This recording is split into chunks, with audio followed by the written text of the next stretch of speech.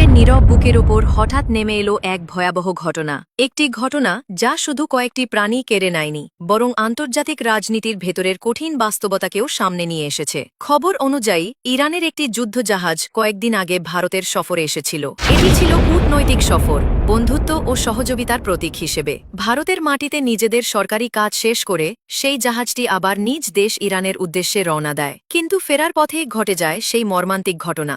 ভারতের সমুদ্র সীমা পার হওয়ার কিছুক্ষণ পরই হঠাৎ করে আমেরিকার পক্ষ থেকে ওই জাহাজের উপর হামলা চালানো হয়। মিসাইল ও ভারী অস্ত্রের আঘাতে মুহূর্তের মধ্যে সমুদ্রের শান্ত জল রক্তে লাল হয়ে ওঠে। জানা গেছে সেই জাহাজে প্রায় ১৮০ জন নাবিক ও সেনা সদস্য ছিলেন। এই ভয়ঙ্কর হামলায় তাদের অধিকাংশই সেখানে প্রাণ হারান। শুধু ১০ থেকে ২০ জন মানুষ কোনো রকমে বেঁচে থাকতে পেরেছেন, যারা মৃত্যুর মুখ থেকে ফিরে এসেছেন।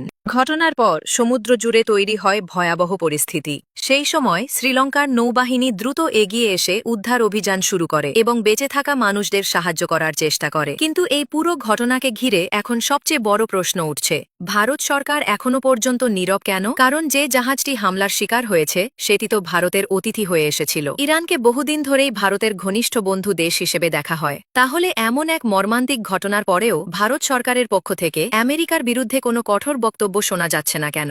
অনেকেই বলছেন, বন্ধুত্বের মর্যাদা কি এভাবেই রক্ষা করা হয়? অতিথির নিরাপত্তার দায়িত্ব কি এত সহজেই ভুলে যাওয়া যায়? এই প্রশ্নগুলো এখন শুধু সাধারণ মানুষের মধ্যেই নয়, বরং আন্তর্জাতিক পর্যায়েও ধীরে ধীরে আলোচনার বিষয় হয়ে উঠছে।